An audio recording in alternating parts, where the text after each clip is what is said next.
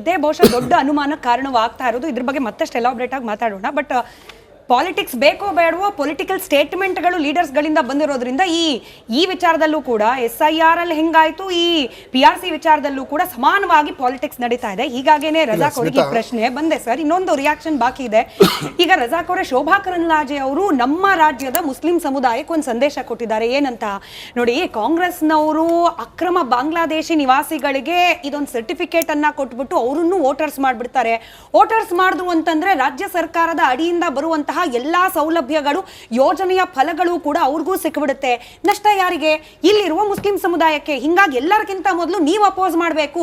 ಅಂದ್ರೆ ಈ ರಾಜ್ಯದ ಅಸಲಿ ಮುಸ್ಲಿಂ ಸಮುದಾಯದ ವೋಟರ್ಗಳು ಅಪೋಸ್ ಮಾಡಬೇಕು. ಸೋ ದಟ್ ನಿಮ್ಮ ಪಾಲ್ನಲ್ಲಿ ಹಂಚಿಕೆ ಆಗೋದಿಲ್ಲ ಅಕ್ರಮ ನಿವಾಸಿಗಳಿಗೆ. ಶೋಭಾ ಕರಂದ್ಲಾಜೆ ಅವರು ಕೊಟ್ಟಿದ್ದು ಸರ್ ಸಲಹೆಯನ್ನ. ಕೇವಲ ಮುಸಲ್ಮಾನರೇನಾ ನುಸುಳುಕೋರರು? ಅಕ್ರಮ ಬಾಂಗ್ಲಾದೇಶಿ ನಿವಾಸಿಗಳು ಅಂತ ಹೇಳಿ ಬಾಂಗ್ಲಾದೇಶಿ ನಿವಾಸಿಗಳೇನಾ? ಇವಾಗ PRC ಹೋಗ್ಬಿಟ್ಟು ನೇಪಾಳಿಗಳು ತೊಗೊಳಕ್ಕಾಗಲ್ವಾ? ಭೂಟಾನ್, ಬರ್ಮಾ, ಶ್ರೀಲಂಕಾದಿಂದ ಬಂದಿರೋ ತಗೊಳಕ್ಕಾಗಲ್ವಾ? ಅವ್ರಿಗೆ ಇಲ್ಲಿನ ಒಂದು ಪೌರತ್ವ ಸಿಗ್ಬಿಡ್ಲಿ ಅಂತ ಆಸೆ ಇಲ್ವಾ ಅವ್ರಿಗೂ? ಅವ್ರಿಗೆ ರಾಜಕಾರಣ ಮಾಡಕ್ಕೆ ಒಂದು ಮಾತನ್ನ ಹೇಳಿದ್ದಾರೆ. ಇವಾಗ ಸರ್ ಹೇಳ್ದಂಗೆ PRC ಇಂದ ನೀವೇನು ಸಿಟಿಸನ್ ಆಗ್ತಾ ಇಲ್ಲ.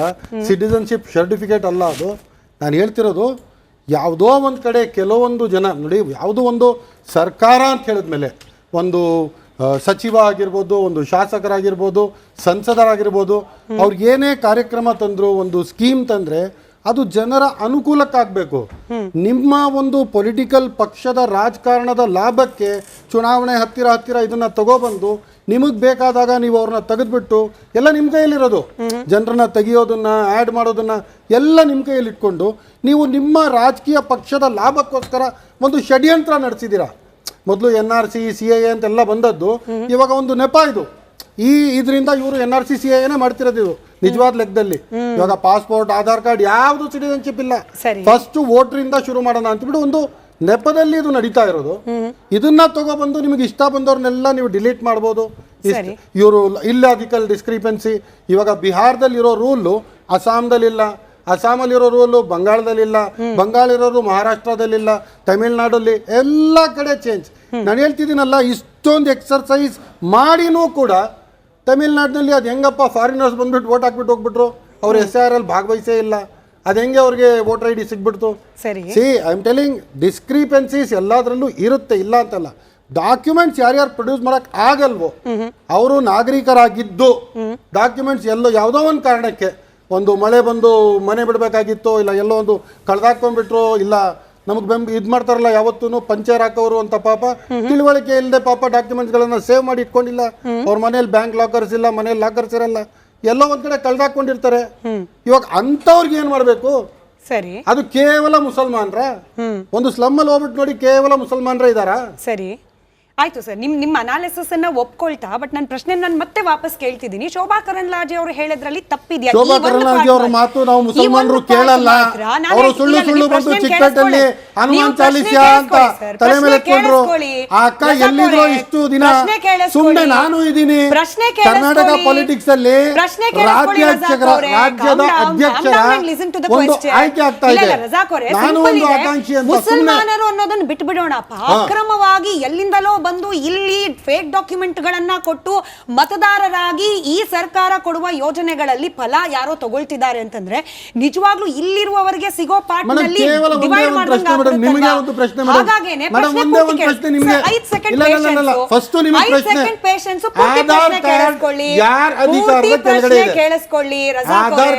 ಪ್ರಶ್ನೆಗೆ ಪ್ರಶ್ನೆ ಉತ್ತರ ಅಲ್ಲ, ಪೂರ್ತಿ ಪ್ರಶ್ನೆ ಕೇಳಿಸ್ಕೊಳ್ಳಿ. ನಾನು ಪ್ರಶ್ನೆ ಪೂರ್ತಿ ಕೇಳಿಸ್ಕೊಳ್ತಿಲ್ಲ, ನೀವು ಹ್ಯಾವ್ ಸಮ್ ಪೇಷನ್ಸ್. ನಾನು ಕೇಳ್ತಿರೋದು ಸಿಂಪಲ್. ನನಗೆ ಟೋಪಿ ಹಾಕೋ ಅಭ್ಯಾಸ ಇಲ್ಲ ಸರ್, ನೀವು ಹಂಗೆ ಅನ್ಕೊಂಡಿದ್ರೆ ನಿಮ್ ಭ್ರಮೆ.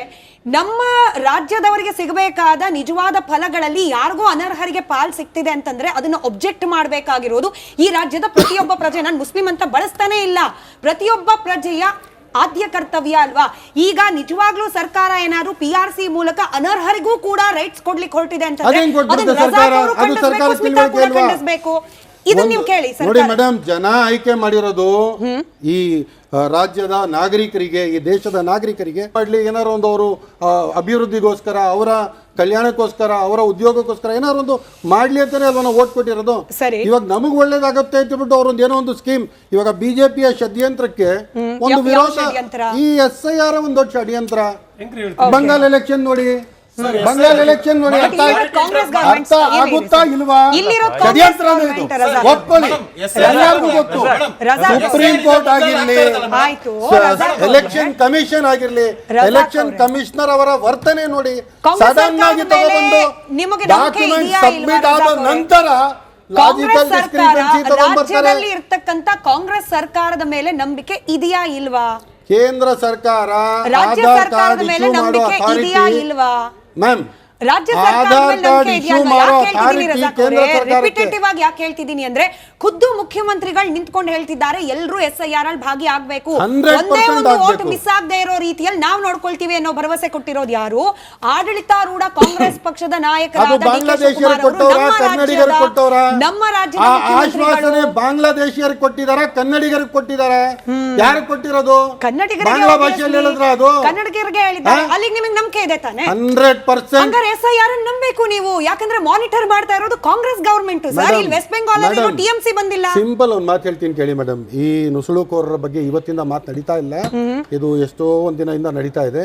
ಇವರು ಎಲೆಕ್ಷನ್ ಮ್ಯಾನಿಫೆಸ್ಟೋ ಅಲ್ಲಿ ಕೊಟ್ಟಿರೋ ಮಾತು ಪ್ರಕಾರ ಕೇಂದ್ರ ಸರ್ಕಾರ 12 ವರ್ಷಗಳಿಂದ ಏನ್ ಮಾಡ್ತಿತ್ತು? ಇವಾಗ ಮೊನ್ನೆ ಅಷ್ಟೇ ಕುಮಾರಣ್ಣ ಎತ್ಬಿಟ್ಟು 10,000 ಬಾಂಗ್ಲಾದೇಶಿಯರು ಇದ್ದಾರೆ ಅಂತ ಹೇಳಿದ್ರಿ. ಇವಾಗ ಈ ಸರ್ಕಾರ ಬಂದು ಒಂದು 3 ವರ್ಷ ಆಯ್ತು. ಅದಕ್ಕೆ ಹಿಂದೆ 40 ವರ್ಷ ಇವ್ರದೇ ಕುಟುಂಬ ಅಲ್ಲಿ ಆಡಳಿತದಲ್ಲಿ ಇತ್ತಿದ್ದು, ಅವರೇ ಕುಟುಂಬದ MLAಗಳಾಗಿದ್ದು, ದೇವೇಗೌಡರಿಂದ ಹಿಡಿದು ನಿಖಿಲ್ ಕುಮಾರಸ್ವಾಮಿ ಕಂಟೆಸ್ಟ್ ಮಾಡೋವರೆಗೂ. ನಾನು ಒಂದೇ ಒಂದು ಪ್ರಶ್ನೆ ಕೇಳ್ತೀನಿ, ಈ 10,000 ಜನನ ಯಾರು ಕರೆದಿದ್ರು ರಾಮನಗರಕ್ಕೆ? ಈ 3 ವರ್ಷದಲ್ಲಿ ಬಂದ್ಬಿಟ್ರ ಇವರು? ಇವಾಗ ಆಧಾರ್ ಕಾರ್ಡ್ ಅವ್ರ ಹತ್ರ ಹೆಂಗ್ ಬರುತ್ತೆ ಬಾಂಗ್ಲಾದೇಶಿಯರ ಹತ್ರ? ಕೇಂದ್ರ ಸರ್ಕಾರದಲ್ಲೇ ಲ್ಯಾಪ್ಸಸ್ ಇದೆ ಅಲ್ವಾ? ಅದನ್ನ ನ್ಯೂನತೆಗಳನ್ನ ಅವ್ರು ತಿದ್ದುಪಡಿ ಮಾಡ್ಕೊಳ್ಳಿ.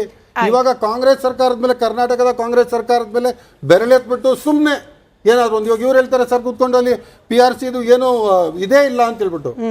ನಾನು ಹೇಳ್ತೀರಲ್ಲ, ಈ ದೇಶದಲ್ಲಿ